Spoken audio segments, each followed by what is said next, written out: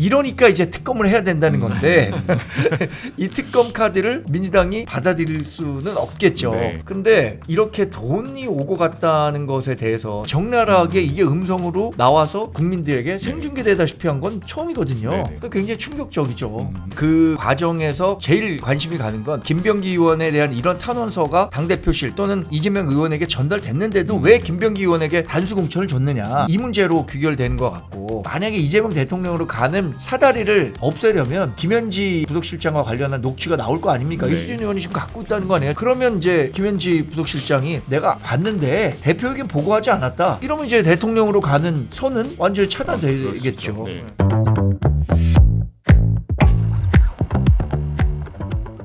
김병기 의원과 강선 의원 관련해 민주당 내 공천 헌금 의혹부터 시작을 할 텐데요. 이 파장이 굉장히 지금 커지고 있습니다. 여기에 이제 청와대 김현지 실장 이야기까지 나오면서 어디까지 좀 이게 영향이 미칠지 굉장히 관심이 되고 있는데요. 간단히 먼저 좀 업데이트된 상황을 말씀드리면, 이제 김병기 의원과 관련된 탄원서가 공개가 됐어요. 그래서 김 의원이 2020년 총선을 앞두고 공천 헌금을 받았다 돌려줬다는 추가 의혹인데요. 사실 원래 나왔던 이제 강선 의원과의 건은 2022년 그 지방선거 관련이었잖아요. 그러니까 또 다른 선거와 관련된 공천 의혹인데, 헌금 의혹인데, 2년 전에도 이 의혹을 제기했었던 이수진 전 의원이 최근에 언론 인터뷰를 통해서 관련된 의혹들을 추가적으로 굉장히 디테일하게 이야기를 하고 있는데, 뭐 이 전 의원의 이제 보좌관이 당시 이재명 의원실에 이제 김현지 보좌관한테도 관련 의혹과 관련된 탄원서를 전달을 했었다. 하지만 조치가 취해지지 않았다라는 취지의 주장을 하고 있습니다. 뭐 굉장히 탄원서 저도 기사들을 보고 하면서 이 내용들이 좀 디테일하다 느꼈는데, 소장님께서 이제 이번 의혹 탄원서 관련된 내용 보면서 좀 어떤 신빙성이나 이런 부분 좀 어떻게 보셨나요? 신빙성이라는 것은 얼마나 믿을 수 있느냐 이거잖아요. 근데 거기에 나온 문구 하나하나, 또 뭐 그 김병기 의원의 뭐 집 주소, 동호수, 이런 거를 봤을 때 직접 경험하지 않고 이런 정도의 이야기를 만들어낼 수 있을까? 특히 인상적인 건 그거잖아요. 이거 500만 원, 이거 구정 선물 치고는 너무 많고 공천 헌금 치고는 너무 적다. 이런 이야기 정도는 정말 영화 대사나 드라마 대사로 만들어낼 수 있는 시나리오 작가 있을까요? 저는 뭐 그 한마디에 분명한 존재했던 사실이다라고 생각이 들고, 당시에 이제 따져볼 게 굉장히 많을 것 같아요. 계속 얘기하겠지만 김병기 의원이 아니라 당시 김병기 의원이 이재명 대통령과 가까운 사이였단 말이에요. 공천 관련해서 검증 책임지고, 김병기 의원이 아니라 예를 들어서 비명계 의원이었던 서훈이나 뭐 전해철 의원, 이런 분들을 둘러싼 탄원서가 그런 형식으로 대표실에 전달됐다. 대표실이 아니라 뭐 그냥 이재명 의원실에라도 전달됐다라고 했다면 어땠을까요? 그거 다음날 바로 언론상에 나타나면서 그래서 이 사람들 잘라야 된다라고 난리쳤을 겁니다. 저는 이 내용 보면서 뭐 하여튼 이게 처음에는 정말 아무 일도 아닌 걸로 시작됐지만 대부분의 게이트라는 게 그런 것 같아요. 아무 일도 아니지만 자꾸만 들어갈수록 이게 스파이럴 돼서 더 커지는 거잖아요. 지금 이 정도면은 그거 누가 덮었나, 이런 문제로까지 번져가는 것 같아요. 평론가님 보셨을 때는 어쨌든 이 탄원서의 내용도 그렇고 최근에 나오고 있는 뭐 이재명 대표실에 전달이 됐다, 뭐 이런 일련의 상황들은 좀 신빙성 있게 보고 계신가요? 없는 게 나오지는 않았겠죠. 뭐 이런 거는 대략적으로 우리가 보면 대략 다 맞더라고요.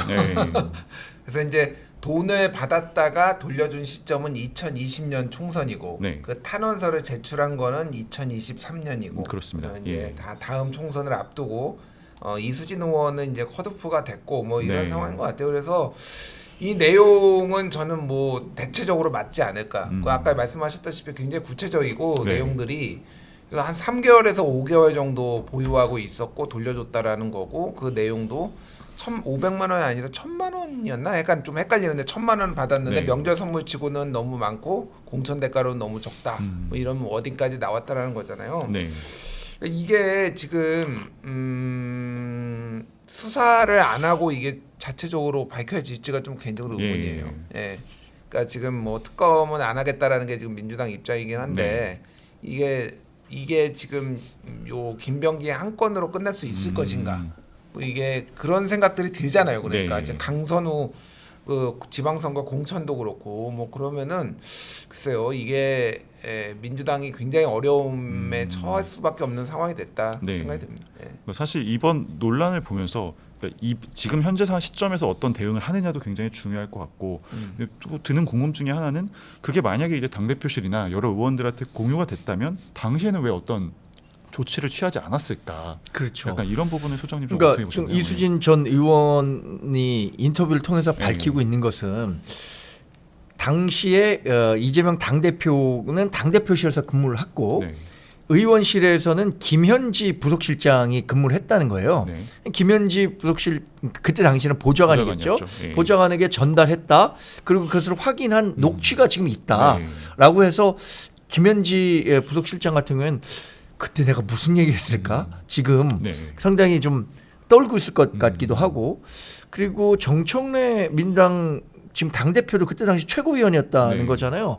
근데 정청래 민당 당대표도 그때 당시에 알았는데 어떠한 조치도 하지 않았다라고 이수진 의원이 계속 얘기를 하고 주장하고 있기 때문에 이 부분과 관련해서 과연 당사자들이 어느 정도의 설득력을 가진 해명을 내놓을 수 있을까? 이게 관건이라고 보는데 지금 뭐 경찰이 강제 수사하고 있잖아요. 저는 정말 경찰이 강제 수사하고 수사 의지가 충만하다면 이거 규명하는 거 어렵지 않다고 봅니다. 네. 왜냐하면 요새 보십시오. 뭐든 다 휴대폰이면 다 있고 그렇죠. 네. 당시의 그 동선이라든가 이런 것들도 충분히 확보할 수 있을 정도의 증거들이 남아 있을 거예요. 네. 뭐 그런 측면에서 본다면 경찰이 지금 정말 명운을 걸고 수사해야 된다. 네. 왜냐하면 검찰을 폐지하고 경찰에게 수사권을 다 줬잖아요.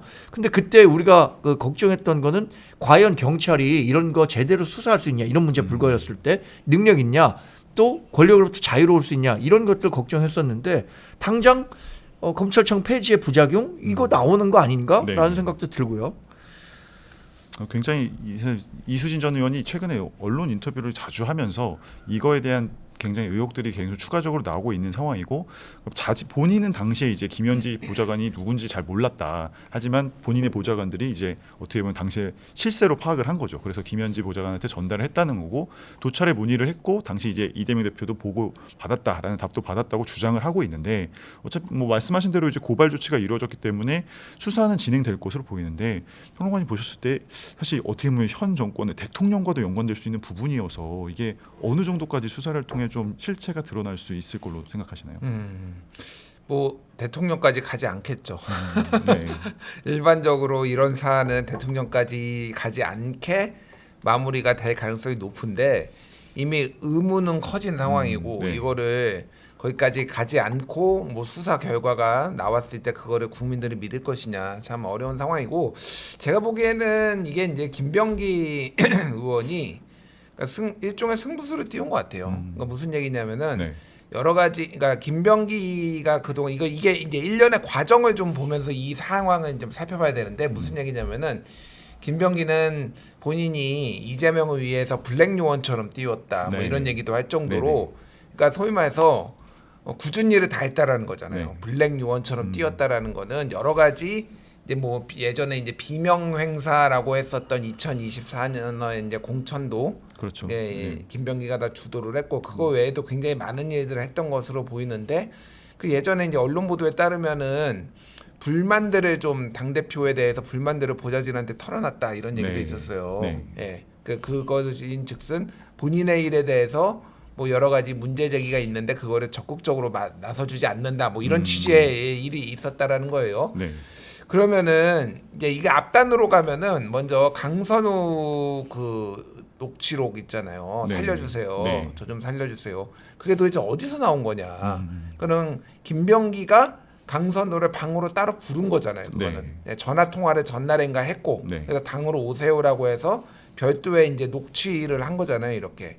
이게 오프해서 녹취한 거거든요. 그러니까요. 국정원 스타일이죠. 그러니까 안기부 스타일이에요. 그러니까 우리가 전화 통화는 그냥 자동 녹음 기능이 있으니까 그러려니 하는데 불러다가 이거 녹음을 하고 있으면은 이거는 그럼 이거는 김병기가 가지고 있었던 거고 그럴 가능성이 높죠. 김병기 보좌관이 가지고 있을 가능성도 배제할 수 없는데 보좌관들하고 사이가 딱히 좋지 않았고 믿을 수 없는 사람이라고 봐서 잘랐는데 이거를 가지고 있는 거를 김병기가 보좌관한테 맡겨가지고 보좌관이 폭로했을까? 저는 결국은 이거는 김병기 측이 김병기가 직접이든 김병기 측이 MBC한테 줬다라고 봐요. 이거를. 네네. 근데 예. 제가 들은 얘기로는 예. 김병기 의원이 보좌진과 어떤 식으로든 공유가 됐고 MBC 네.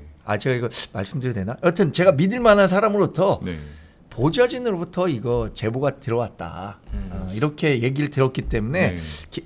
이 지금 어디서 이 녹취가 제공이 돼갖고 MBC가 보도를 했느냐 네네. 이런 얘기가 많아갖고 지금 계속 그 증폭되는 건 야 이거 김병기가 어떤 식으로든 역공작에 다시 들어간 네. 거다 이렇게 얘기를 하는 분들이 조금 있더라고요. 네네. 근데 제가 들은 바로는 보좌진 측에서 제공이 된 걸로 알고 네. 있고 아마도 보좌진과는 굉장히 신뢰관계에 있었을 거예요. 네네네. 근데 이게 어떻게 보좌진에게 뭐 김병기 의원이 진짜 전달한 건지 아니면 보좌진이 어떻게 하다 김병기 의원으로부터 한 거를 근데 그것도 획득 과정이 불법이었다면 보좌진이 네. 또 증거를 제시하기가 어려웠을 텐데 그렇죠. 여튼 김병기 측에서 제공한 건 아닌 것 같아요. 제가 들은 바로는. 아니 뭐 확실히 확인된 건 없으니까 그렇죠. 뭐 네. 여러 가지 해서 저는 제 개인적인 시각으로는 이거는 김병기 쪽에서 나간 것 같다라고 저는 보고 있어요 그냥. 그러니까 이게 결국은 그러면은 그 당시에 강선우 김경 공천이 원래는 컷오프 대상이었는데 네. 결국은 단수 공천이 됐잖아요. 네네. 근데 그거가 김병기는 그날 회의에 들어가지도 않았어요. 그거 뒤집는 회의에. 네. 그리고 나중에 밥만 샀다고 하는데 이게 문제될 거를 알고 빠져 있는데 그럼 누가 이걸 뒤집었느냐. 결국은 다 화살은 이재명 대표한테 지금 간다라는 거예요. 그러니까 이게 그래서 일종의 저는 협박용 아니냐. 이게 네. 모든 게 다 지금 이재명 이 건도 지금 동작구 탄원서도 네. 구의원 탄원서도 다 이재명 대표한테 화살이 가고 있거든요. 맞습니다. 예. 결국은 저는 이거는 그러니까 대통령한테까지 가기는 어렵다. 네. 지금은. 근데 나중에 어떻게 될 것이냐는 봐야 될 것 같아요. 예. 지금 여러 가지 공천 관련 의혹들이 나오다 보니까 저희 이제 패널 분께서 설명해 주신 녹취록 관련은 이제 말씀해 주셨던 강선우 의원과 관련됐던 2024년 그러니까 2022년이었죠. 2022년 당시의 지방선거. 선거였고 저희가 지금 이제 말씀드린 탄원서 관련은 또 2020년 관련이어서 좀 헷갈리지 않게 설명을 다시 드리고요. 근데 사실 저 후에 나왔던 이제 2020년 탄원서 관련해서는 김병기 의원 측에서도 이제 총선을 앞두고 나온 근거 없는 투서이다는 식으로 이제 어떻게 보면 사실 무근이라는 식의 반응을 하고 있는데 뭐 사실 의혹이 워낙 많다 보니까 이게 일일이 대응하기 좀 어려울 수도 있겠는데 이게 이런 의혹은 좀 사실관계를 어떻게 정확히 정리하면 2020년 총선을 앞두고 김병기 네. 현직 의원에게 네. 당시에 구의원들이 돈을 줬다는 맞습니다. 걸 예. 2023년 말에 네. 이 2024년 총선을 앞두고 김병기 의원에 대한 단수 공천이 확실시되다 보니까 네. 김병기 의원은 이런 그 부정부패가 있는 사람입니다를 한 거잖아요. 네네. 근데 그 과정에서 제일 관심이 가는 건 김병기 의원에 대한 이런 탄원서가 당대표실 또는 이재명 의원에게 전달됐는데도 왜 김병기 의원에게 단수 공천을 줬느냐 네. 이 문제로 귀결되는 것 같고 저는 이 과정에서 하여튼 김병기 의원에 대해서 이재명 당시 당대표가 활용 가치가 있는 사람이다. 네. 이 정도 가지고 내가 이 사람을 잘라낼 그 사람은 아니다라고 생각했기 때문에 그런 결론을 내렸을 것이라고 보고 그래서 이제 이재명 대표의 책임론이 부각되는 거잖아요. 네. 근데 지금 이재명 대통령이 된 상황에서 김준일 평론가는 야 이게 결국 타고 들어간다고 하더라도 이재명 대표가 대통령에게 갈 수 있겠냐. 네. 이러니까 이제 특검을 해야 된다는 건데 이 특검 카드를 민주당이 받아들일 수는 없겠죠. 네. 근데 이렇게 돈이 오고 갔다는 것에 대해서 사실 우리가 어렸을 때 젊은 기자일 때 야 네. 진짜 지방자치단체장과 관련해서 공천할 때 현역 의원에게 돈이 오고 간다라고 생각했지만 이렇게 적나라하게 이게 음성으로 나와서 다른 사람들에게 뭐 이제 국민들에게 생중계되다시피 한 건 처음이거든요. 네네. 굉장히 충격적이죠. 상당히 이 사태에 대해서 당에서는 이제 개인의 일탈로 좀 선을 긋고 있잖아요. 그러다 보니까 어쨌든 뭔가 전면적인 조사나 이런 거에 대해서는 좀 선을 그는 식으로 이제 조승래 사무총장도 이야기를 했는데 뭐 평론가님 보셨을 때 당의 대응이나 수위는 이 정도 현재 선에서 좀 벗어나기 좀 어려울 걸로 보시나요? 어렵죠. 왜냐하면 뭐 지금 말씀드렸듯이 대통령이 당대표 시절에 관련된 건이잖아요. 네. 뭐 민주당은 이제 드루킹 특검 트라우마가 있어서 네. 특검으로 가자고 하면 이게 어디로 튈지 알 수가 없는 그렇죠. 상황이기 네. 때문에 받기 어렵다라고 보는데, 그러니까 이게 결국은 이제 국민들의 민심이 어떻게 움직이느냐가 제일 중요할 것 같아요. 예, 지금 김병기 개인의 일탈이냐, 그러니까 개인의 일탈인 거는 수사를 해봐야 되는 거고, 더 나아가서 이게 이재명 대통령 당시 대표에게 영향을 줄 수 있느냐 아니냐는 수사가 끝나보고 나서 이게 사람들이 받아들일 수 있느냐인데, 이게 가랑비에 옷 젖는 거예요. 그러니까 그 네. 정광재 소장님 말씀하셨지만은 정권에 대한 신뢰가 이런 거에서 조금씩 무너지기 시작하는 거거든요. 네. 그래서 이게 굉장히 어려운 문제다. 제가 보기에 민주당이 좀 핸들링하기 어려운데, 그나마 국민의힘이 저러고 있어서 믿을 건 국힘밖에 없다. 뭐 네. 민주당은 이런 생각을 하는 것 같아요. 예. 네. 문재인 대통령도 이재명 대통령도 야당복 하나 타고났다는 평가, 이런 평가를 받는 네. 게 지금 정말 너무 네. 좀 자괴감이 들 정도예요. 사실 국민의힘에 제가 정당에 소속한 인사로서 이런 평가를 네. 들을 때마다. 근데 민주당이 이런 그 탄원서를 보고 그거 선거철만 되면 수천 건의 탄원서가 오기 때문에 이런 내용 그냥 사실이 아닐 거라고 해서 배제해뒀다 이렇게 네. 얘기를 하는데, 누가 이런 표현을 썼더라고요. 아니 민주당에는 이렇게 돈을 받았다는 탄원서가 수천 건에 올 정도로 네. 민주당엔 그러면 돈 받았다는 그런 게 횡행하는 정당이냐? 이렇게 얘기한단 말이에요. 왜냐하면 돈을 주고받았다는 것도 굉장히 구체적으로 전달이 됐는데 네. 그걸 하지 않았는데 해명이 나오는 게 뭐냐면 그 수천 건씩 그렇게 타면서 오는데 누가 다 들여다봅니까? 다 비방용입니다. 이런 식으로 잘라내려고 그러면 저는 그 설득력이 없다고 보고, 여기서 이제 만약에 이재명 대통령으로 가는 사다리를 없애려면 김현지 부속실장과 관련한 녹취가 나올 거 아닙니까? 네. 이수진 의원이 지금 갖고 있다는 거 아니에요, 전 의원이. 그러면 이제 김현지 부속실장이 내가 봤는데 대표에게 보고하지 않았다. 이러면 이제 대통령으로 가는 선은 완전히 차단되겠죠. 네. 그게 뭐 눈에 보이듯 뻔한 거 아닌가요? 네, 이번 사건으로 이제 이미 당에서 좀 제명이 된 강선 의원, 먼저 탈당을 했죠. 탈당을 한 강선 의원의 좀 거짓 해명 의혹도 지금 불거지고 있는데요. 김병기 의원에게 살려달라고 하는 이제 녹취록이 나왔었는데, 그 다음 날 이제 컷오프 당했던 김경 시의원의 단수 공천을 받았고, 그런데 이제 막상 공개된 회의록에 따르면 이제 공천관리 회의에서 강선 의원이 갑자기 어떻게 새로운 후보를 찾느냐 이런 식으로 이야기하면서 강 시의원의 공천을 주장을 했다는 내용입니다. 여기에 이어서 일부 보도에 따르면 이제 김경 의원이 실제 당선이 된 뒤에 시의회 원내대표 선거를 지원하는 듯한 이제 시의원들한테 전화를 좀 돌렸다는 보도도 있는데, 어떻게 보면 이런 부분들이 실제 본인의 좀 본인 스스로 이 상황을 좀 탈피하려는 상황인지 아니면 어떤 의도가 있는 것인지, 좀 아직은 본인도 이제 출근한 해명을 안 한 상태여서 좀 모호한 상황인데, 이런 좀 맥락에 대해서는 평론가님 좀 어떻게 보고 계신가요? 일단 뭐 수사를 해야죠. 일단은 당의 윤리감찰에 대해서는 1억 원과 관련해서는 나 응하지 않겠다고 한 거 아니에요. 네네. 탈당하면서는 당의 모든 일에 협조하겠다라고 하더니 그거는 못하겠다라고 하면은 이거는 이게 무슨 얘기냐, 이게 황당하다라는 생각이 들고, 지금 김경 시 의원은 주지 않았다라고 주장하고 있고, 네. 보좌관도 받지 않았다고 주장하고 있고, 이 사람들도 강선우도 안 받았다고 얘기를 하는데, 안 받았다고 얘기한 게 아니라 녹취에 따르면은 받았지만 돌려줬다고 얘기하잖아요. 네. 그러니까 말이 다 달라요. 그러니까 지금. 그래서 이거는 강제 수사를 통해서 할 수밖에 없고, 돈을 1억 원 정도 되면은 글쎄요, 이게 그러니까 현금으로 인출해서 줄 수는 있거든요. 네. 그렇게 엄청나게 큰 부피는 아니니까 1억 원 정도면은, 그러면은 결국은 그 당시에 뭐 그 추적까지 해야 되는 상황인데, 이게 좀 시간이 오래돼서 할 수 있을지 좀 그게 의문이에요. 네. 예. 수장님은 그 강선 의원의 현재 뭐 대응이랄까요? 이런 것들은 좀 어떻게 보고 계신가요? 좀 한심하죠. 왜냐? 본인이 지금 당장 처한 위기를 얕은 꾀, 그러니까 이 거짓말로 충분히 넘어갈 수 있을 거라고 생각한 거잖아요. 가장 대표적인 게 그겁니다. 본인은 그 해당 지역구 의원이기 때문에 네. 어떤 얘기도 하지 않고 배척했다라고 얘기했는데, 윤리위원회 열자마자 뭐가 나왔습니까? 회의에 참석해서 아니 지금 당장 어떻게 새로운 후보를 찾습니까? 이 사람 줘야 됩니다. 제일 평판 좋습니다. 나머지 사람들 당에 분란이 일으키는 사람입니다. 이렇게 얘기했다는 거잖아요. 그래서 전 이거 보면서 노자 도덕경에 이런 말이 나와요.